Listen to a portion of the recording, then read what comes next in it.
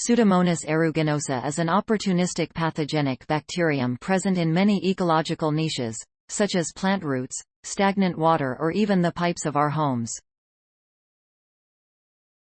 Naturally very versatile, it can cause acute and chronic infections that are potentially fatal for people with weakened immune systems. The presence of P. aeruginosa in clinical settings, where it can colonize respirators and catheters, is a serious threat. In addition, its adaptability and resistance to many antibiotics make infections by P. aeruginosa increasingly difficult to treat. There is therefore an urgent need to develop new antibacterials. Scientists from the University of Geneva, UNIGE, Switzerland, have identified a previously unknown regulator of gene expression in this bacterium, the absence of which significantly reduces the infectious power of P. aeruginosa and its dangerous nature. These results, to be published in the journal Nucleic Acid Research, could constitute an innovative target in the fight against this pathogen. RNA helicases perform essential regulatory functions by binding and unwinding various RNA molecules to perform their functions. RNA helicases are present in the genomes of almost all known living organisms, including bacteria, yeast, plants, and humans.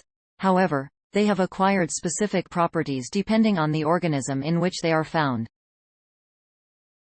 Pseudomonas aeruginosa has an RNA helicase whose function was unknown, but which was found in other pathogens, explains Martina Valentini, a researcher leading this research in the Department of Microbiology and Molecular Medicine at UNIGE Faculty of Medicine, and holder of an SNSF, Ambizioni, G.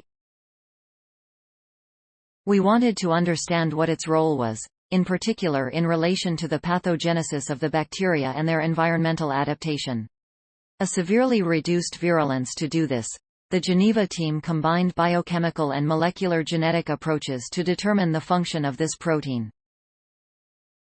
In the absence of this RNA helicase, P. aeruginosa multiplies normally in vitro, both in a liquid medium and on a semi-solid medium at 37 degrees Celsius, reports Stéphane Hausmann, a researcher associate in the Department of Microbiology and Molecular Medicine at UNIGE Faculty of Medicine and first author of.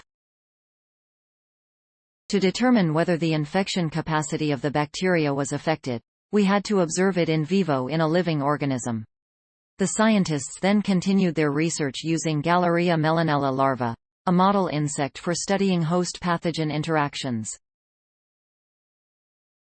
Indeed, the innate immune system of insects has important similarities with that of mammals.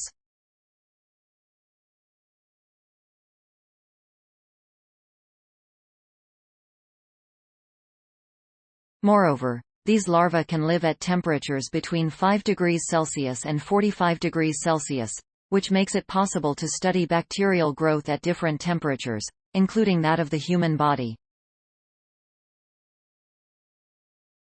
3 groups of larvae were observed.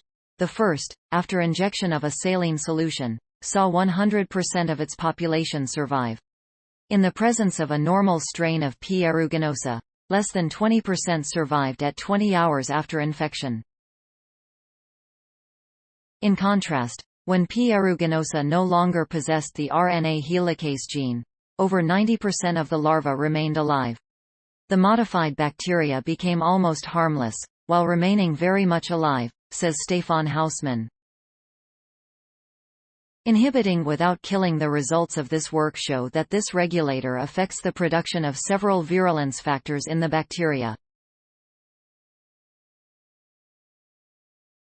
In fact, this protein controls the degradation of numerous messenger RNAs coding for virulence factors, summarizes Martina Valentini.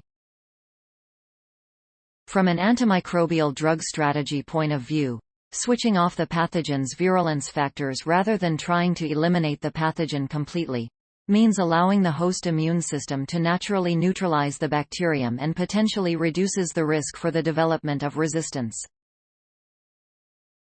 Indeed, if we try to kill the bacteria at all costs, the bacteria will adapt to survive, which favors the appearance of resistant strains. The Geneva team is currently continuing its work by screening a series of known drug molecules in order to determine whether any of them have the capacity to. Story source. Materials provided by Université de Genève. Note. Content may be edited for style and length. Thanks for watching. Please subscribe my channel for more updates.